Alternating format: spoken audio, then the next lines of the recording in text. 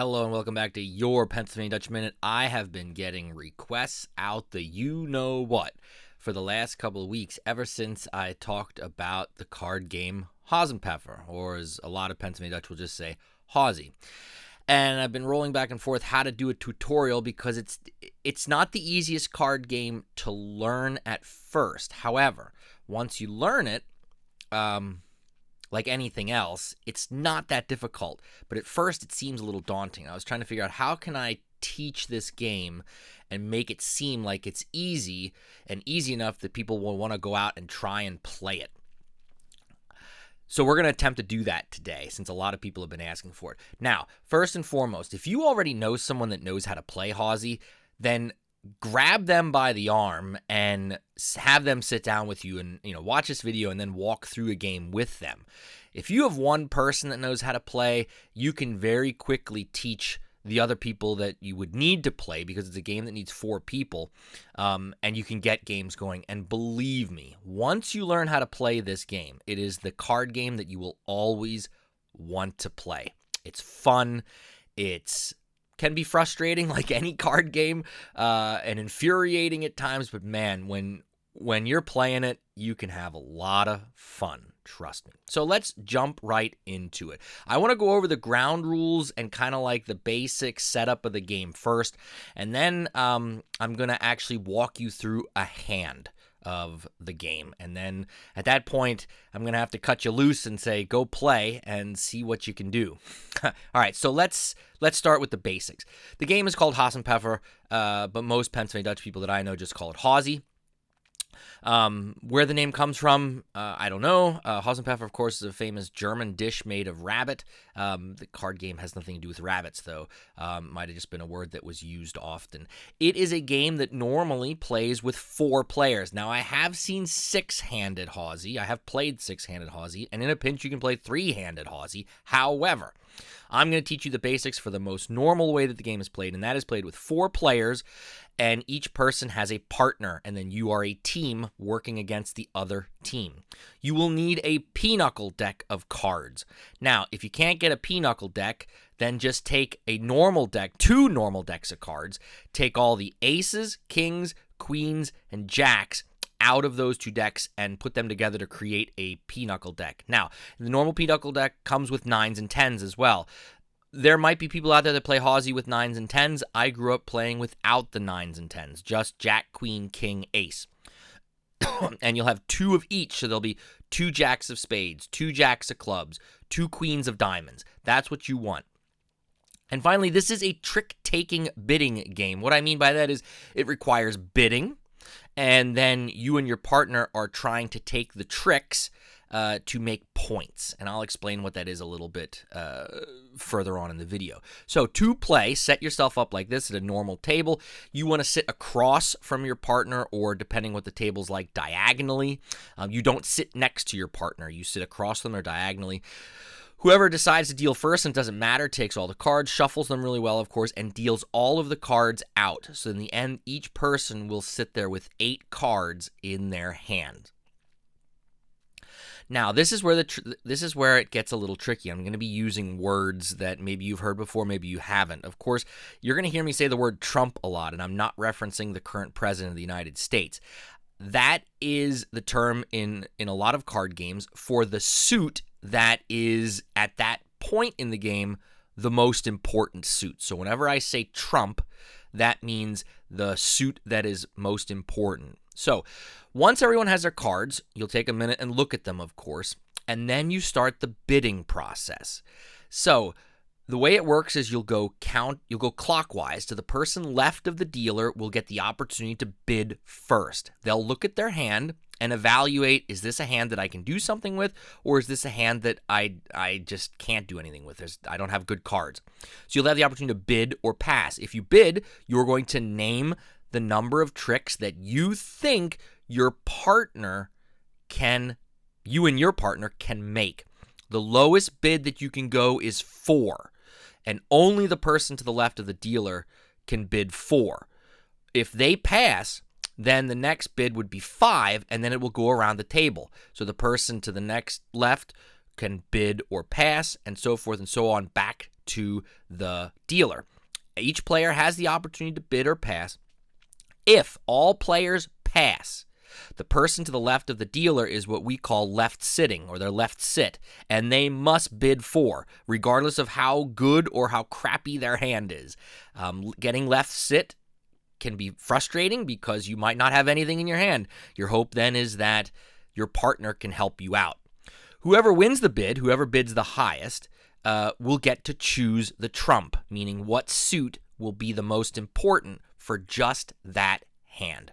So that's the bidding process. Normally, the way it works is I would deal. The person to my left of me, maybe they don't have anything in their hand, so they'll say pass. Then it would go to my partner, and maybe they have a hand that they think they can do something with, so they'll say 5. I bid 5. Now, remember, you only have 8 cards in your hand. There's only going to be 8 tricks for each hand. The person to his or her left would then have the opportunity to, so the bid is at 5, so they could bid 6, or they could bid Haasi, which I'll explain later. And if they don't have anything, they might say pass, and then it would come back to me as the bidder, and I get the last chance. The dealer always gets the last chance to bid. So if the bid is at 5, I would look at my hand and say, oh, I can't go 6, or I can't go Haasi, so I would say pass. And then my partner, who in this case bid the 5, would get the opportunity to name trump and start play, okay? When I walk through the hand, it'll make a little bit more sense. That's a little tricky at first, and bidding is difficult because you really got to know what you can do with the cards in your hand. You hope that your partner can help you out, but there's no guarantee. You know, your partner might not have cards that can help. So you're always bidding on your hand. Some of the old timers always say, your partner's always good for at least 2 tricks. Well, sometimes that's the case. Sometimes they make more than 2 tricks for you, and sometimes they can't make any because they're sitting there with nothing in their hand that's worth anything. So it's a little bit of gambling.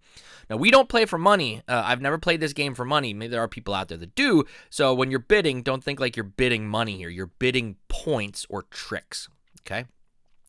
So in that situation, we've started our hand. Let's say it was my partner that won the bid. Now, he or she is going to name the suit that they want as trump, and this will determine what cards equal in value. So once trump is named, the rank of cards is this. Let's say that my partner says diamonds are trump. So diamonds are the most important suit in this hand. Nothing beats diamonds. So if you have a king of clubs, he's pretty low on the totem pole right now for just this hand. And this is how it works. If diamonds are trump, the most important card, the one that nothing can beat, is the jack of diamonds. Now, here's where Haasi gets a little tricky, and you have to keep this in mind. Whatever is named trump, the jack of the other corresponding color is also considered trump. So in this situation, if diamonds are trump, the jack of diamonds is number 1. Number 2 is the jack of hearts because it's the other red suit. If the trump was spades, then it would be jack of spades followed by jack of clubs.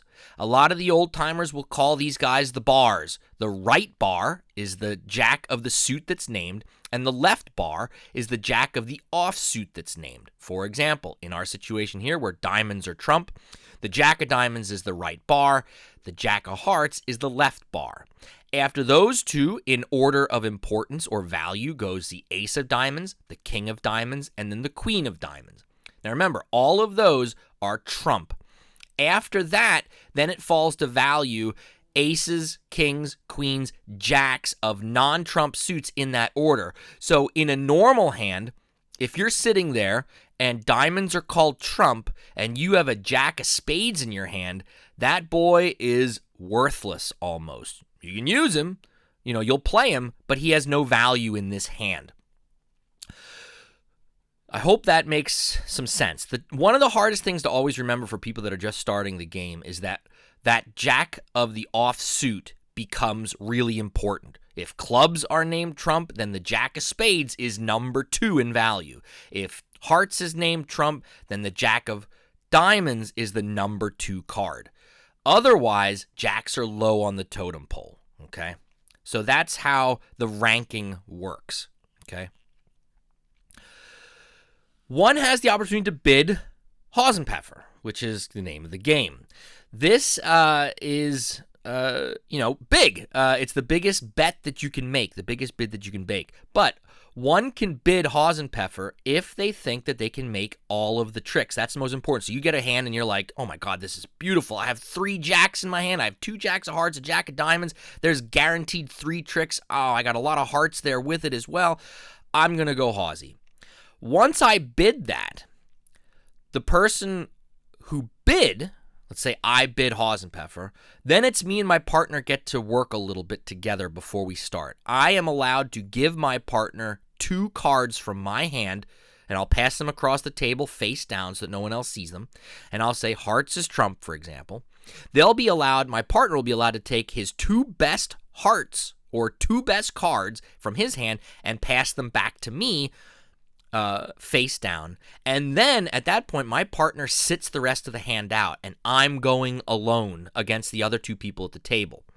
If I'm successful and I win all my tricks, then we as a team get 16 points.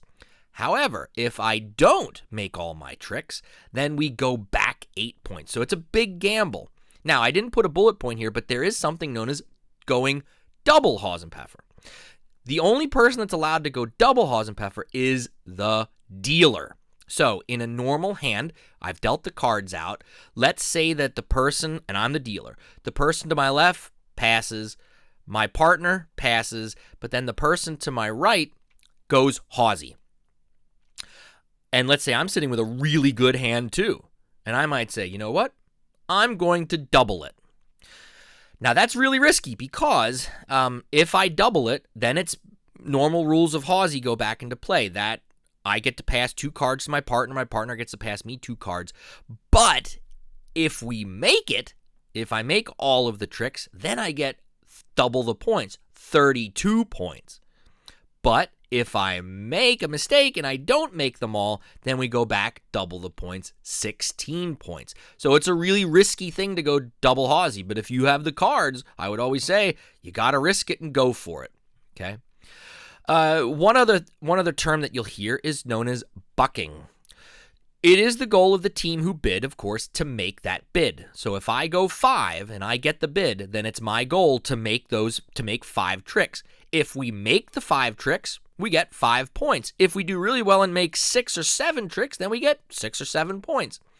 However, if I go 5, I bid 5, and I don't make the 5 tricks, and my partner and I don't make the 5 tricks, then we didn't make the bid, and therefore we buck, and we go back in score by the number that we bid. So in that situation where I went 5, and I won the bid, and it's my hand to kind of run the game, let's say at the end, we make 6 tricks, and the other team made 2, because there's always 8, right?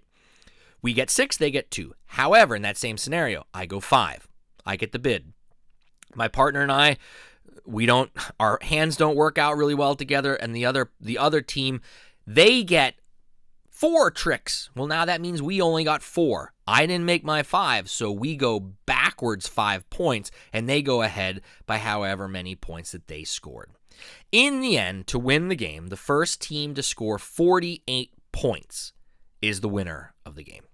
Now, that's the ground rules, and I don't think I'm missing anything, but you're probably thinking to yourself, my God, that's a lot. How do you keep all this, how do you keep all this in your mind? Well, when you're playing, and once you start playing a lot, it'll start to it'll click like anything else. To kind of help you out now, I'm going to transition. I'm going to deal out a hand and then walk you through a hand of this. Now, this is going to be a longer video than normally. I'm already at 14 minutes when I'm recording this, so we're going to add on. So this is not the typical 5 or 6 minute video, but hopefully it's a good tutorial to help you play Haasi. So let's play a hand of Haasi. Okay, I have dealt out 4 hands of Haasi here, and we are going to imagine that there are 4 people sitting at this table. In this case, I'm doing this on my floor.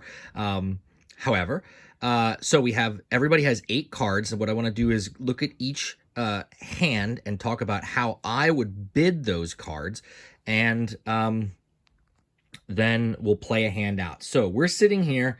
Imagine I'm the dealer. So I'm looking at my hand, but what I'm going to do is I'm going to start to the person on my left, looked at their hand, and tell you how I would bid each, because they get to bid. Remember, you're bidding in that order. Okay, so let's walk over here to the person that would be sitting to the left of me as the dealer. So we look at this hand here. I have them arranged. This is how I arrange my cards. I'm sure everybody has their own personal preference of how to arrange their cards. But remember, you're looking for jacks because jacks are important. So in this hand, I have a jack of diamonds. And then going along with that, I have a king and a queen. Okay, so imagine I'm thinking to myself, if I would bid on that, diamonds would be my trump if I would get to go because I don't have any other jacks. And then I look over here, I have an ace of clubs. Don't forget that once the diamonds are all played in that scenario, that's a good card. That'll get hopefully some points. So I'm looking at this hand. I see a jack, a king, a queen, and an ace. I don't feel really confident about this hand. So remember, I'm the person to the left of the dealer. So no matter what, if nobody else bids, I'm going to get stuck. And left sit. So personally, I would take this hand and say, I'm going to pass just for now. I'm going to pass. Okay. So now we would go to the next person. We look at their hand. What do we got? Remember, look for the jacks first. Well, we got a jack of clubs. And what goes along with it? We got an ace, a queen. And then we have a couple other aces in our hand. We have an ace of spades and 2 aces of diamonds. So there's some cards there. Maybe I'm feeling lucky. And look at that hand and be like, my partner might be able to help me out. I definitely have one trick if I get it, because I'll make clubs trump. So I'm going to look at this and I'm like, well, depending how you feel, you might bid 5 there. Remember, you can't bid 4 because the other person who's left of the dealer, they're the only ones that can bid 4. So I'm looking there, I'm like, maybe. Oh, heck, I feel lucky. I'm going to bid. I'm going to go 5. Okay. So now we go to the next person. I've made my comment, 5. Now the next person. Now, look at this. Holy cow, that's a crazy hand, isn't it? So, we got jacks galore. We have both black and red jacks. We got, starting on the left-hand side, we got a jack of spades and a jack of clubs with an ace of spades. So, there you could say, oh man, that's if spades is trump, that's really good. I got 3 really good cards right there. But then we look at the right. My goodness. We got the 2 jack of hearts and a jack of diamonds with it, an ace of hearts, and a king of hearts. Honestly, looking at this hand, to me, I would bid Haasi on this. And I'll tell you why. I got 3 of the 4 jacks already. I'm going to name, if I get it, I'm naming hearts, of course. Well, then I have the 2 rights and the left and an ace and a king. And remember, I get to exchange 2 cards. So I'll send my partner those 2 jacks. Now remember, I don't know what he has, but I'm going to hope that he has some hearts that he can pass along.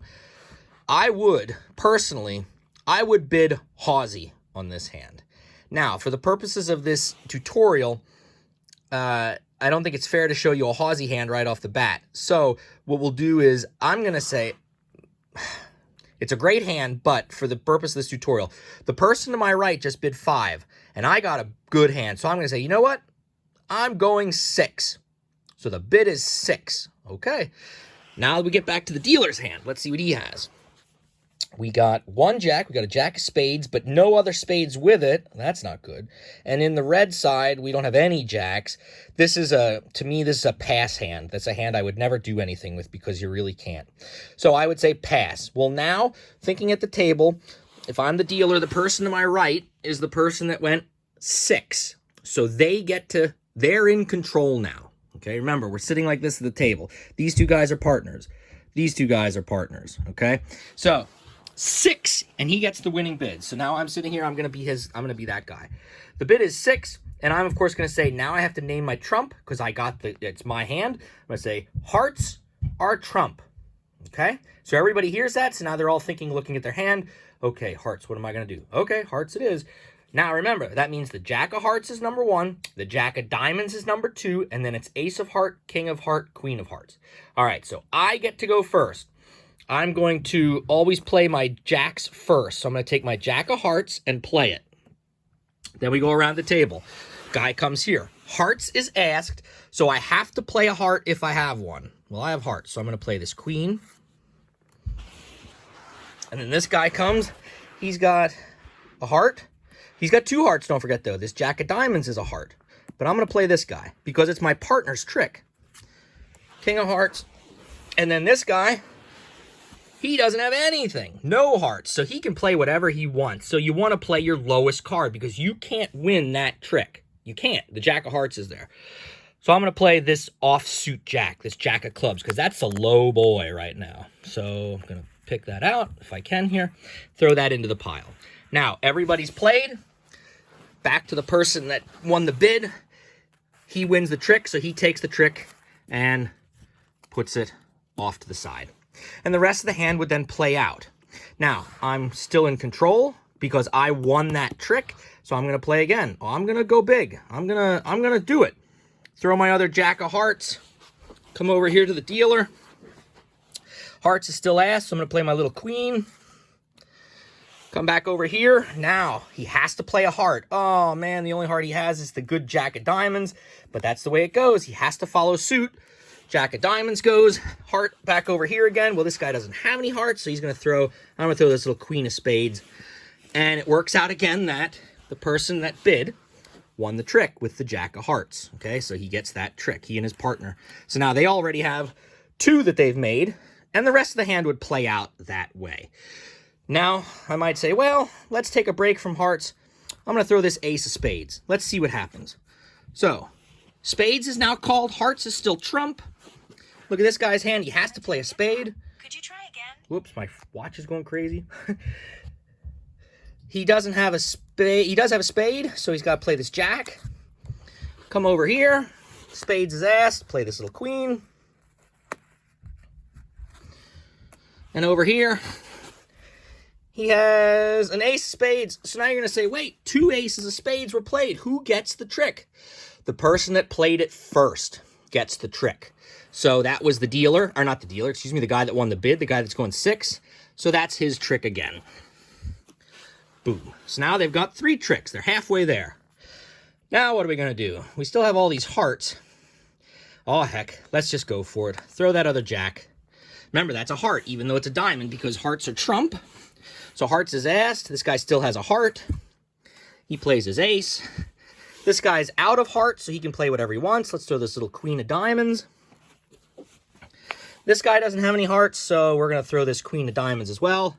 So again, the jack is the high boy, so he wins the trick. So now they have 4 tricks. Keep playing. Well, let's go with, well, let's see if my partner can help me out. I'm going to throw this guy this time. Jack of clubs. That's low. We know that. We're going to take a risk here. Come to this guy. He's got to play a club. Well, he's got clubs. King, because king beats jack. Let's hope it goes. Comes to his partner. Oh, man. Clubs is ass. How sweet. His partner helps him out. Throws the ace. That's high now. We come over here. What's he have club-wise? Well, he's not going to waste his ace. Throws queen.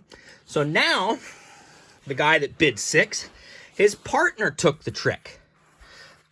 Which means, doesn't really mean anything. It means that they get the point. But now, since his partner took the trick, his partner gets to start. So if we're over here at his partner's hand, he's kind of got crap right now. So we're going to start with the king of spades. That gets played. So spades is now asked. This guy doesn't have any spades. What's it matter? We'll throw this ace of diamonds. Spades is asked. I got a spade. And then finally, over here at the dealer's hand, he doesn't have any spades. He's just going to throw the queen. Now, spades was asked, so that's what's kind of important. You got to think about that. Even though the ace of diamonds is here, spades was asked. So the king of spades is the high one here, so that gets the trick. So his partner got him another trick. So now they've made their 6 points.